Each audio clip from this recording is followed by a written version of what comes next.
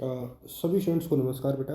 और जैसा कि हम लोग सेलेक्टेड पॉलिटिकल सिस्टम के ऊपर डिस्कस कर रहे हैं, और इस वीडियो में मैं पूरे ब्रिटेन के संविधान की कुछ मेन चीज़ों के ऊपर डिस्कस करूंगा जो एग्ज़ाम के हिसाब से इम्पोर्टेंट है। और मेरे हिसाब में देखो, सारे चीज़ें शेयर नहीं की जा सकती एक छोटे से वीडियो में। मैं सिर्फ मेन चीज़ें ही बताऊंगा आपको, और जो एग्ज़ाम के हिसाब से आप लोग के साथ इम्पोर्टेंट है। तो in this video we are talking about the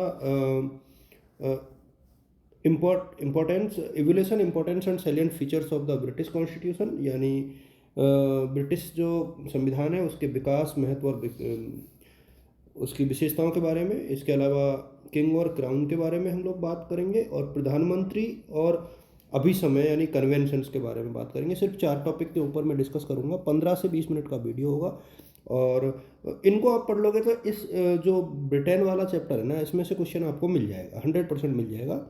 तो ये 4 टॉपिक आपको पढ़ने हैं इस वाली यूनिट से। और अगले वीडियो में हम लोग अमेरिका के संविधान की कुछ महत्वपूर्ण बातें डिस्कस करेंगे, और ये पेपर कंप्लीट हो जाएगा।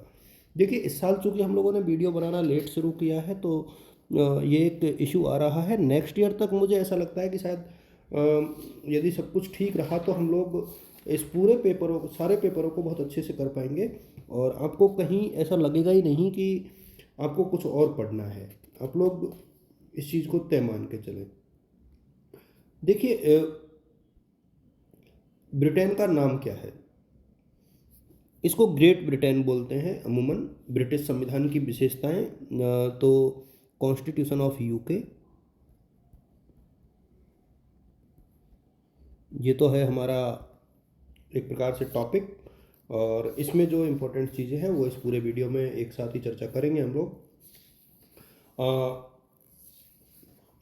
देखिए, एक तो ये बहुत प्राचीन तक संविधान है, लोकतांत्रिक है, कोई लिखित नहीं है, रिटर्न नहीं है, सिर्फ ये अभिसमय यानी परंपराओं पर आधारित है, और पूरे विश्व पर इसका इफेक्ट है।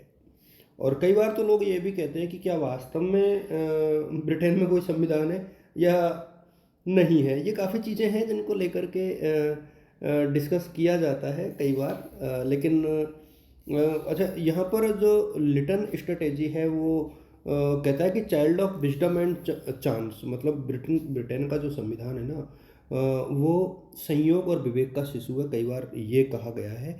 लिटन स्ट्रेटेजी का ये स्टेटमेंट है। इसको भी पूछ लेते हैं कि ये स्टेटमेंट किसका है। तो लिटन स्ट्रेटेजी का ये स्टेटमेंट है। और जो ब्रिटेन संविधान के जो स्रोत हैं, देखिए, एक तो स्रोत भी पूछे जा सकते हैं, हालांकि सिलेबस में मेंशन तो नहीं है।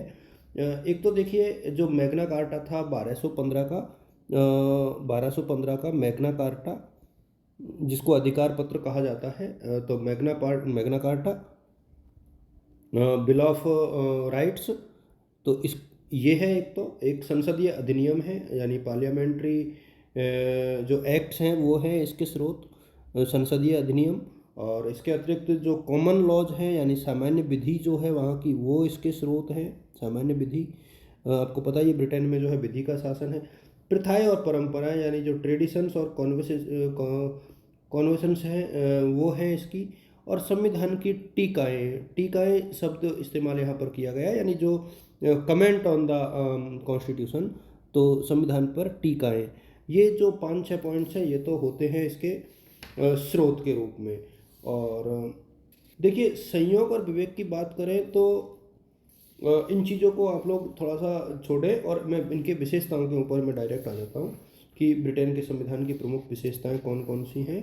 और ये आपके एग्ज़ाम के हिसाब से इम्पोर्टेंट है। तो एग्ज़ाम के हिसाब से चूँकि अभी हम लोग पढ़ रहे हैं, तो ज़्यादा चीज़ों के ऊपर दाएं बाएं नहीं मूव करते हुए हम लोग डायरेक्ट जो है बात करेंगे इसकी विशेषताओं के ऊपर। प्रमुख लक्षण कौन कौन से हैं, तो ये इसकी विशेषताएं या लक्षण, यानी मेन फीचर्स ऑफ कॉन्स्टिट्यूशन। एक तो देखिए, विकसित संविधान है, यानी डेवलप्ड कॉन्स्टिट्यूशन है, तो विकसित संविधान है। इसके अतिरिक्त जो है ये अलिखित संविधान है, यानी अनरिटर्न है, तो अलिखित है, कहीं भी लिखा हुआ प्रलेख नहीं है ये। इसके अलावा फ्लेक्सिबल है, यानी लचीला है, काफ़ी अमेंडमेंट इसमें किए जा सकते हैं।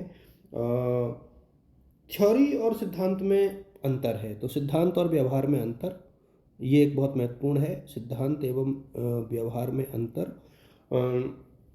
इसके अतिरिक्त हम लोग थोड़ा सा और आगे बढ़े इसमें, तो पार्लियामेंट्री डेमोक्रेसी है, और भारत ने यहीं से अडॉप्ट किया है इसको। संसदीय प्रजातंत्र है, संसदीय प्रजातंत्र यानी पार्लियामेंट्री डेमोक्रेसी है।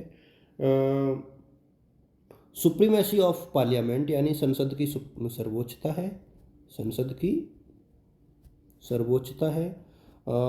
यदि हम लोग बात करें, यूनिटरी शासन है, एकात्मक शासन है, यानी केंद्र की ही सरकार है, राज्यों की सरकार नहीं है, तो एकात्मक शासन है।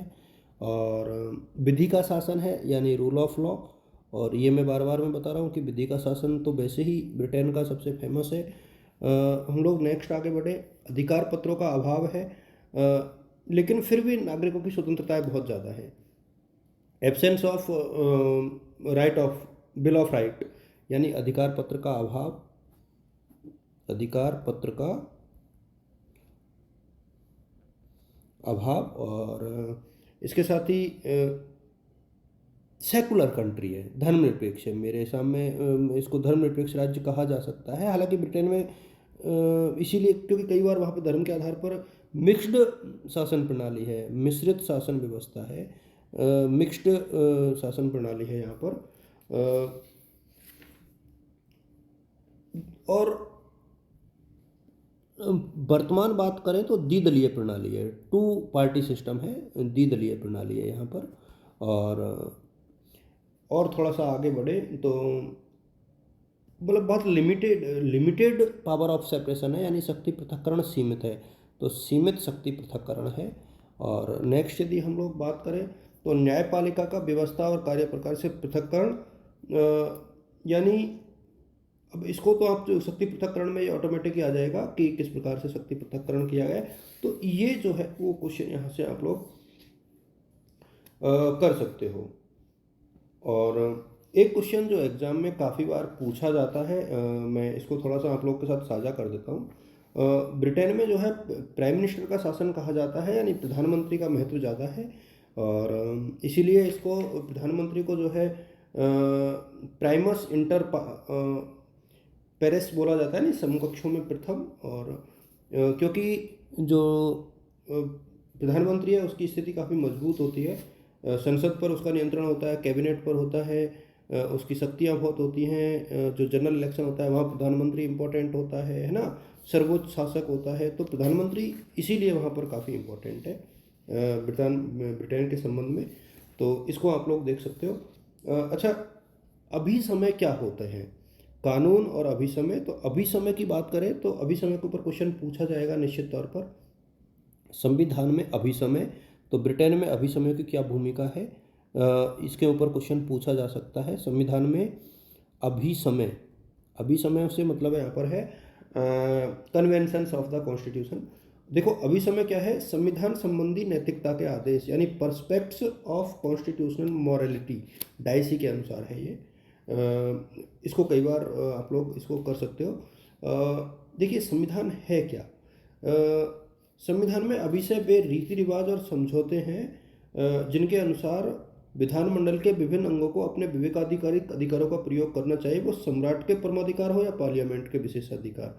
यानी कुल मिलाकर के कुछ परंपराएं धीरे धीरे डेवलप हुई ब्रिटेन में, और उन परंपराओं के बेसिस पर वहाँ शासन व्यवस्था चलती है, और वही अभिसमय है। अब अभिसमय जो है थोड़े से कानून से अलग होते हैं, क्योंकि कानून तो लिखित होते हैं लेकिन अभिसमय नहीं होते हैं। निर्माण इनका कोई संस्था करती है, इनका नहीं करती है। कानून निश्चित होते हैं, ये नहीं होते। कानून में एक्सेप्टेंस होती है, ट्रेडिशंस में नहीं होती है, तो ये कुछ अंतर होते हैं इनमें, अभिसमय में और कानूनों में। तो ये एक चीज़ है। और यदि आप बात करोगे तो ब्रिटेन के संविधान में अभिसमयों का महत्व, तो अभिसमयों का महत्व ये एग्ज़ाम के हिसाब से इम्पोर्टेंट है। तो पहले तो महत्व इसका इम्पोर्टेंट समझा देना, और फिर इसका अर्थ समझाने के बाद, तो एक तो संविधान के विकास में सहायक है, संविधान के विकास में सहायक है। और एक जो है संविधान को कार्य रूप प्रदान करता है, संविधान को रियल फॉर्म प्रदान करता है। और इसके साथ ही इसको और आगे बढ़ाएं तो शासन व्यवस्था को श्रेष्ठतम रूप प्रदान करता है, शासन का श्रेष्ठतम रूप। और इसके साथ ही अगला है अल्पसंख्यकों के अधिकारों की रक्षा, यानी इसी के माध्यम से वहाँ अल्पसंख्यकों के अधिकारों की रक्षा होती है। और राष्ट्रमंडल और पीपल्स सॉवरेंट्री को सफल बनाता है। राष्ट्रमंडल और जनसंप्रभुता को सफल बनाने का कार्य ये करता है एक प्रकार से।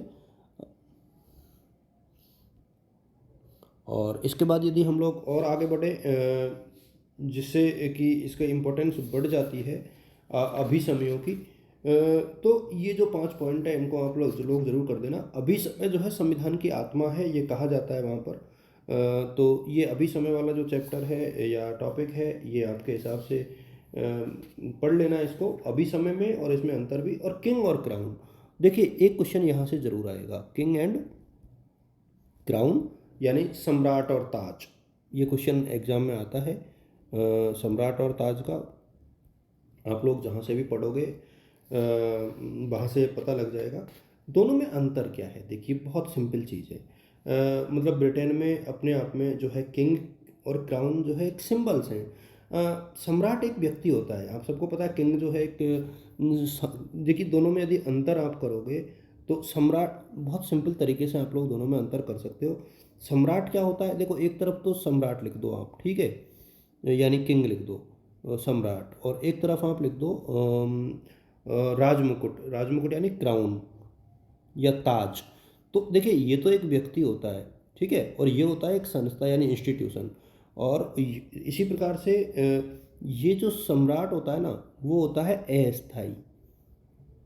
अस्थाई मतलब एक की जगह दूसरा कोई बनेगा, ये होता है स्थाई, क्योंकि राजमुकुट तो अपने आप में स्थाई होता है। सम्राट जो है व्यक्तिगत है, इंडिविजुअल है, और ये क्या है, कलेक्टिव है, क्योंकि राज परिवार पूरा आता है इसमें, कलेक्टिव है। और सम्राट शक्तिहीन है, मतलब यहाँ पर ये जो शक्तिहीन मतलब पावरलेस है, क्योंकि कार्य तो ये करता है यहाँ पर, ताज करता है, ताज की ही भूमिका इम्पोर्टेंट होती है। ये शक्तिशाली होता है। और सम्राट के उत्तराधिकार के नियम जो हैं वहाँ पर बने हुए हैं। अच्छा, इसकी शक्तियाँ यदि आप राजमुकुट यानी क्राउन की, यहाँ पर क्राउन की शक्तियाँ होती है, ना कि सम्राट की, किंग की नहीं होती है, सम्राट की है। तो वहाँ पर सम्राट इम्पोर्टेंट है। और मैं आपको बताऊं कि देखिए बेटा, जब भी किसी की शक्तियाँ पूछी जाएं तो बहुत सिंपल तरीके से ये भागों में डिवाइड कर देना। मतलब कार्यपालिका की, व्यवस्थापिका की, और न्याय संबंधी, यहाँ पर इनके धार्मिक कार्य भी बन जाते हैं, सम्मान का स्रोत होता है। तो ये जो कार्य है वो किंग के होते हैं। तो इस प्रकार से आप यहाँ पर देखोगे कि सम्राट की वास्तविक, सम्राट राज करता है, शासन नहीं, ये एक होता है। सम्राट राज करता है, शासन नहीं, यानी actual position of the king is the king regains but does not govern, मतलब वो शासन तो करता है, सॉरी, सम्राट राज तो करता है लेकिन शासन नहीं करता। एक चीज़ ये यहाँ पर निकल करके आती है, सम्राट कोई त्रुटि नहीं कर सकता, ये ब्रिटेन में कहा जाता है, ठीक है। तो इस प्रकार से कुछ चीज़ें हैं जो इस चैप्टर में काफ़ी इम्पोर्टेंट है, और आप लोग इसको पढ़ लेना, मैं ज़्यादा डिस्कस नहीं करूँगा। और एक क्वेश्चन यदि आप लोग चाहो, जिसको मैं तो यहाँ डिस्कस नहीं करूँगा, लेकिन ये क्वेश्चन एग्जाम में बहुत पूछा जाता है। 2 स्टेटमेंट है और इन्हीं के क्वेश्चन आते हैं।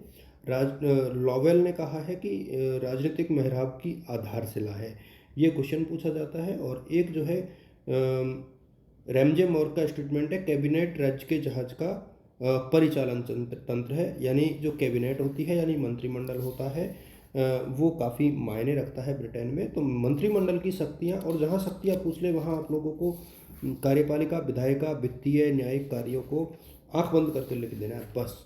इस प्रकार से आपका ये ब्रिटेन का संविधान जो है कंप्लीट होता है। मैं बहुत छोटे छोटे शॉर्ट में डिस्कस कर रहा हूँ, आप लोग जहाँ से पढ़ रहे हैं वहाँ से पढ़ते रहें, मैं डिस्टर्ब नहीं करूँगा।